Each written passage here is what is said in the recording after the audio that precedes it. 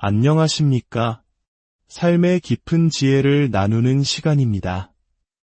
오늘 이 말씀을 듣기 위해 찾아오신 모든 분들의 삶에 하나님의 크신 은혜와 평강이 함께하시기를 먼저 기도합니다. 이 귀한 메시지가 더 많은 영혼에게 닿을 수 있도록 공유를 통해 사랑을 나눠주시고 구독을 통해 믿음의 씨앗을 함께 심어주시면 감사하겠습니다. 여러분의 작은 실천이 누군가에게는 절실한 위로와 희망이 될 수 있습니다. 혹시 지금 성경을 가지고 계시다면 저와 함께 누가복음 13장을 펴주시길 바랍니다. 오늘 주님께서 우리 각자에게 주시는 특별한 말씀이 있습니다.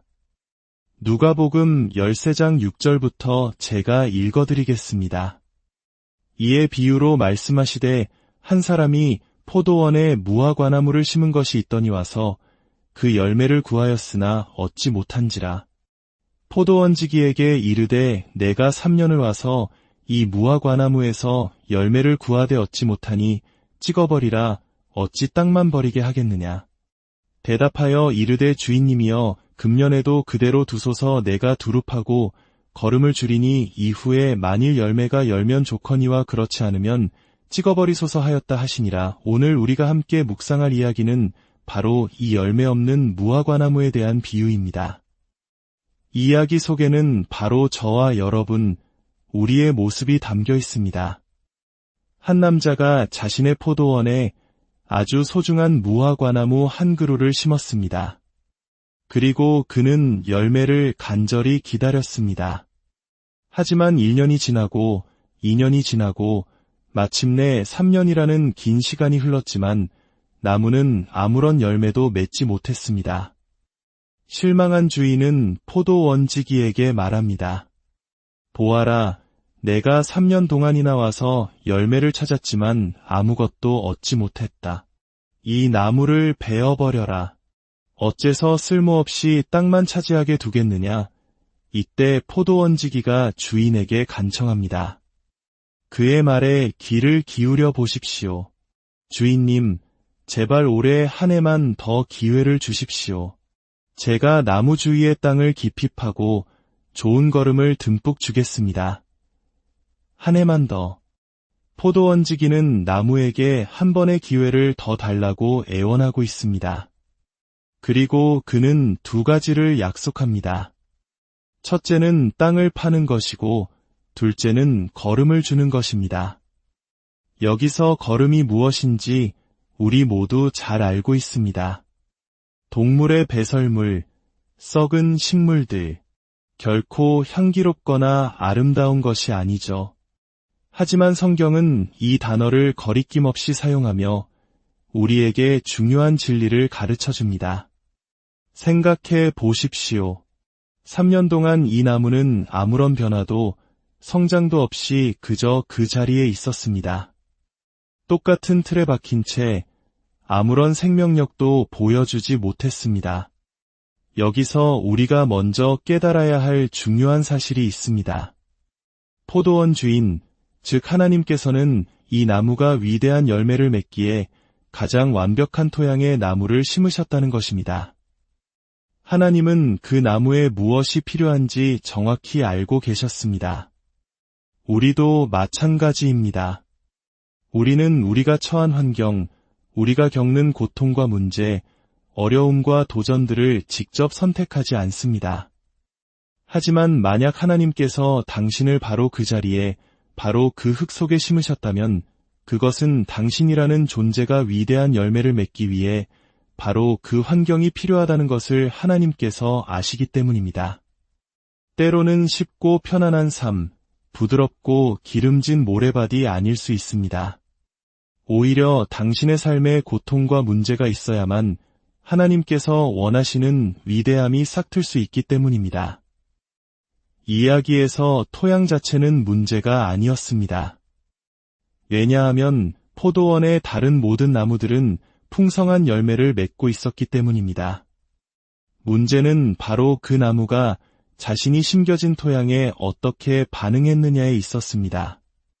우리 삶의 고통과 문제들은 우리를 멈추게 할 수 없습니다. 우리가 스스로 틀에 갇혀 주저앉지 않는 한 말입니다. 이 이야기에서 제 마음을 가장 깊이 울린 것은 주인 되신 하나님께서 계속해서 우리를 찾아오신다는 사실입니다. 이야기 속에서 주인은 하나님이시며 나무는 바로 우리 자신입니다. 하나님께서 우리를 특정한 환경 속에 심으시고 고통과 문제, 역경을 통과하도록 허락하실 때 그분은 멀리서 지켜보십니다.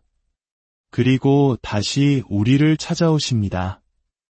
이야기에서는 매년 새해가 시작될 때마다 찾아오셨습니다. 하나님께서 우리를 다시 찾아오실 때 그분은 우리의 불평이나 원망, 넋두리를 기대하지 않으십니다. 믿음이 겨우 뿌리만 살아남아 간신히 버티고 있는 초라하고 메마른 나무의 모습을 보고 싶어 하지 않으십니다. 성령의 열매는 온데간데 없는 그런 모습을 원치 않으십니다. 하나님께서는 당신이 심겨진 바로 그곳에서 아름답게 꽃 피우기를 기대하십니다. 당신이 있는 바로 그 자리에서 번성하기를 원하십니다. 그런데 3년이 지났습니다. 하나님께서 매년 새해에 찾아오셨지만 당신의 결혼 생활은 여전히 열매가 없습니다. 작년과 그리고 재작년과 조금도 나아지지 않았습니다. 어쩌면 이것이 당신의 가정 이야기일 수도 있습니다. 가족 전체가 어려운 토양에 심겨져 고통받고 있을지도 모릅니다. 사탄은 우리에게 이게 내 운명이야. 그냥 받아들여 라고 속삭입니다. 하지만 하나님께서는 다시 찾아와 말씀하십니다. 내가 너를 심은 그 자리는 너를 파괴하기 위함이 아니다. 내가 허락한 그 시련은 너를 끝장내기 위함이 아니다. 생각해 보십시오. 당신과 똑같은 시련을 겪으면서도 오히려 그 시련을 통해 나와의 관계에서 풍성한 열매를 맺는 사람들도 있지 않으냐. 똑같은 거절을 당하고 똑같은 이별의 아픔을 겪고 사랑하는 사람을 잃는 똑같은 비극을 경험하면서도 그들의 영혼은 시들지 않았습니다. 오히려 그 아픔을 통해 더 활짝 피어나고 오래 참음과 사랑과 희락과 화평, 자비와 양성과 같은 성령의 아름다운 열매들을 더욱 풍성하게 맺었습니다. 이 귀한 열매들은 결코 쉽고 편안한 토양에서는 자랄 수 없습니다. 어렵고 척박한 땅에서만 피어나는 꽃과 같습니다. 어쩌면 지금 하나님께서는 당신에게 많은 친구가 필요 없다고 여기실지 모릅니다.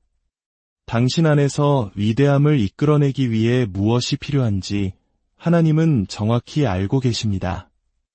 우리는 그저 행복하고 축복받은 멋진 인생만을 꿈꾸지만 아름답게 꽃을 피운 나무 뒤에는 우리가 알지 못하는 더 깊은 이야기가 숨어 있습니다. 나무가 하늘을 향해 높이 자라기 위해서는 먼저 땅속 깊이 뿌리를 내려야만 합니다.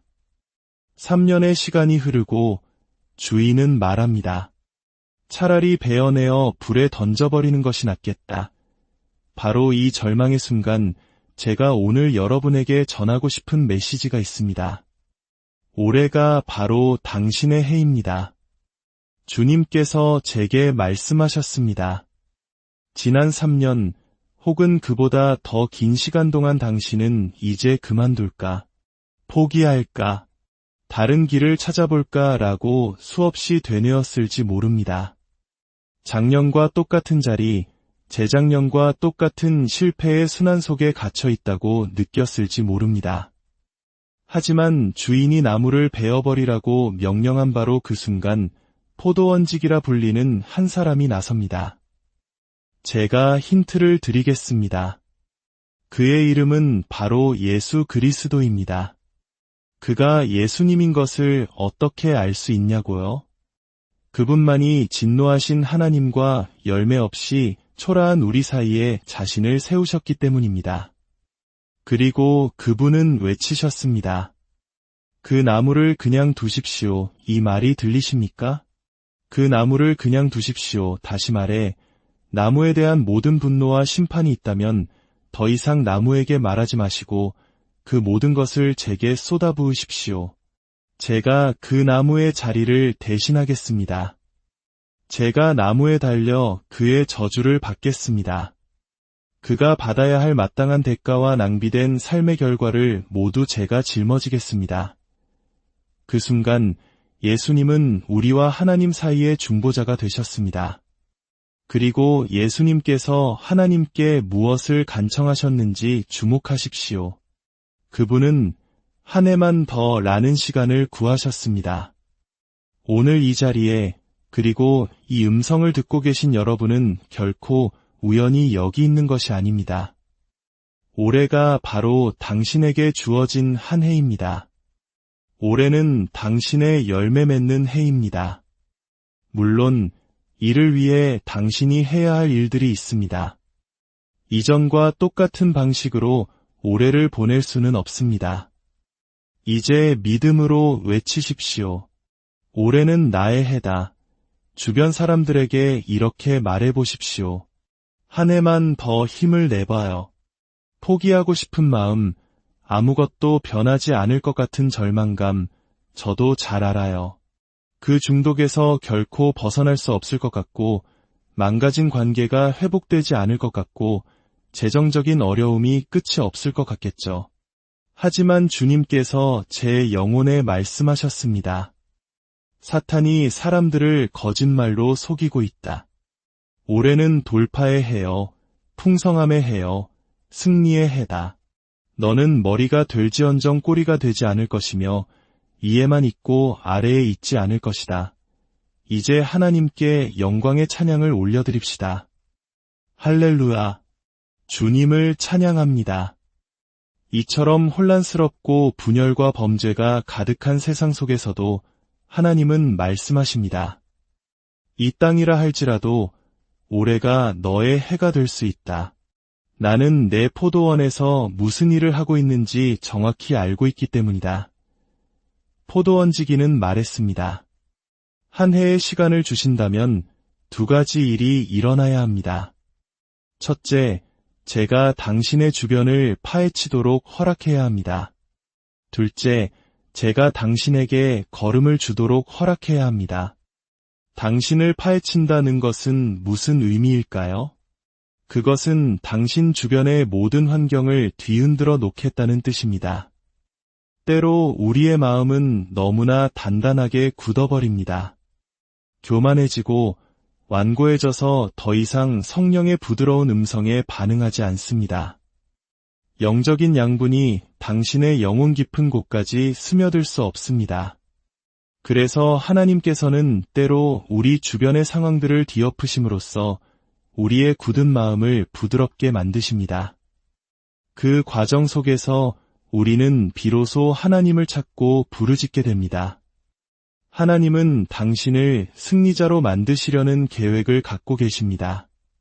하지만 그렇게 되기 위해서는 먼저 깊이 파헤쳐져야 합니다. 어떤 사람들은 영적으로 성숙하고 열매 맺는 사람들을 보며 말합니다. 저 사람은 원래부터 믿음이 좋은 사람이야. 아닙니다. 결코 원래부터 그런 것은 없습니다. 그들은 매일 성경을 펴서 읽고 무릎 꿇고 기도하며 잠을 줄여 예배의 자리에 나옵니다. 그렇게 할 때 축복받는 것이 얼마나 자연스러운 일인지, 주변 환경이 어떠하든 흔들리지 않는 믿음을 갖는 것이 얼마나 자연스러운 일인지 놀라게 될 것입니다. 그리고 마지막으로 포도원지기는 말합니다. 내가 당신에게 걸음을 주겠다. 하나님께서는 우리 삶에 끔찍하고 악취나는 것들을 사용하여 기적적인 성장을 이루십니다. 당신의 삶에서 당신이 가장 견디기 힘들어하고 혐오스러워하는 바로 그것을 하나님께서는 열매 없는 나무 위에 던져 생명을 불어넣는 비료로 사용하십니다. 비료 없이는 나무가 죽습니다. 그리고 비료는 결코 유쾌한 것이 아닙니다. 우리 모두는 악취나는 일들을 겪습니다. 모든 관계에는 언젠가 악취가 나기 시작하는 순간이 옵니다. 당신의 결혼 생활, 당신의 가정, 당신의 직장, 당신의 재정, 혹은 당신의 건강이 악취를 풍길 수 있습니다. 하지만 하나님은 말씀하십니다. 나는 그것을 결코 낭비하지 않는다. 나는 그것을 가져다가 너의 성장을 위한 비료로 사용한다. 이것이 왜 기쁜 소식인지 아십니까? 당신이 지금 겪고 있는 그 파헤침과 걸음이 불편하게 느껴질지 모릅니다. 하지만 기억하십시오. 당신에게 남은 다른 선택지는 오직 하나, 잘려서 불에 던져지는 것 뿐이었습니다. 당신이 잘려나가 버려지는 대신 파헤쳐지고 걸음을 받고 있다는 사실에 감사하지 않으십니까? 이는 하나님께서 아직 당신을 포기하지 않으셨다는 증거입니다. 하나님께서는 당신에게 한 해의 기회를 더 주셨습니다. 만약 하나님께서 올해가 너에게 주는 마지막 해다. 나와의 관계를 바로잡고 진짜 믿음을 회복할 마지막 기회다. 라고 말씀하신다면 어떻겠습니까? 사도 바울은 빌립보서 3장 8절에서 이렇게 고백합니다. 또한 모든 것을 해로 여김은 내 주 그리스도 예수를 아는 지식이 가장 고상하기 때문이라 내가 그를 위하여 모든 것을 잃어버리고 배설물로 여김은 그리스도를 얻고 바울은 말합니다. 내가 겪은 모든 것, 내가 잃어버린 모든 것, 내가 맞았던 매, 뱀에 물렸던 경험, 돌에 맞고 억울하게 감옥에 갇히고 거짓 비난을 받고 도시에서 쫓겨났던 그 모든 고난들을 나는 전부 배설물, 즉 걸음으로 여긴다. 하나님께서 바울이 겪은 모든 끔찍한 일들을 가져다가 그에게 비료로 부어주셨고 그 결과 그는 신약 성경의 절반을 쓸 수 있었습니다. 그는 다른 어떤 평탄한 토양에서도 그 위대한 일을 해낼 수 없었을 것입니다. 위대한 메시지를 전하기 위해서는 엉망진창인 걸음이 필요했던 것입니다. 나사로가 무덤에 있은 지 나흘이 되었을 때 예수님께서 도착하셨습니다. 그의 누이 마르다는 말했습니다. 주님, 이미 늦었습니다. 지금쯤은 시체 썩는 냄새가 날 것입니다. 그것은 죽음의 악취, 절망의 걸음이었습니다. 하지만 예수님께서는 미소 지으셨을 것입니다. 그리고 말씀하셨을 겁니다. 너는 이해하지 못하는구나. 이 악취야말로 초자연적인 기적을 위한 최고의 비료란다. 이런 절망적인 환경이야말로 기적을 위한 완벽한 토양입니다. 주님께서는 말씀하십니다. 내가 그를 파헤치고 삶이 던지는 가장 끔찍하고 역겨운 것들을 가져다가 내 사람들에게 뿌려줄 것이다. 만약 그들이 그 자리에 뿌리 내린 채 머물며 파헤침과 걸음 주는 과정을 견뎌내고 내게 한 해만 더 시간을 준다면, 포기하지 않고 주저앉지 않고 한 해만 더 버텨준다면 나는 시들고 죽었던 그 나무에서 풍성한 열매가 맺히게 할 것이다. 그리고 이 모든 것을 약속하신 분이 바로 포도원지기 예수 그리스도이십니다. 그분은 내가 그들의 수치를, 저주를, 실패를 모두 짊어지겠다고 말씀하십니다. 하나님께서는 당신의 엉망진창인 삶, 낭비된 세월, 실패한 관계, 끔찍했던 결정들을 가져다가 비료로 바꾸실 것입니다. 그리고 그 비료를 당신이라는 열매 없는 나무에 뿌려주실 것입니다. 하나님께 한 해의 시간을 드리십시오. 그분께서 당신의 삶에 기적적인 성장을 일으키시도록 시간을 드리십시오. 그분은 당신이 흘렸던 모든 눈물, 모든 상처, 모든 고통과 실패를 가져다가 당신을 다시 살리는 비료로 사용하실 것입니다. 당신의 믿음은 다시 자라나고 다시 살아나게 될 것입니다. 그리고 올해가 끝나기 전에 당신은 예수 그리스도의 이름 안에서 놀라운 한 해의 역전을 경험하게 될 것입니다. 이제 함께 기도하겠습니다. 사랑의 하나님, 새해의 시작점에서 저의 삶을 온전히 주님께 드립니다. 예수 그리스도의 보혈로 저를 깨끗하게 씻어 주시옵소서. 저는 주님을 믿습니다. 주님은 죽음에서 부활하신 나의 하나님이십니다. 오늘 주님의 사랑과 은혜로 제가 용서받았음을 믿습니다. 제가 겪는 모든 시련이 저를 무너뜨리는 것이 아니라 주님의 열매를 맺게 하는 귀한 걸음이 됨을 깨닫게 하소서. 올해 저에게 허락된 이 한 해의 시간을 헛되이 보내지 않고 주님의 뜻 안에서 아름다운 열매를 맺는 삶을 살게 하여 주시옵소서. 예수 그리스도의 이름으로 기도드립니다.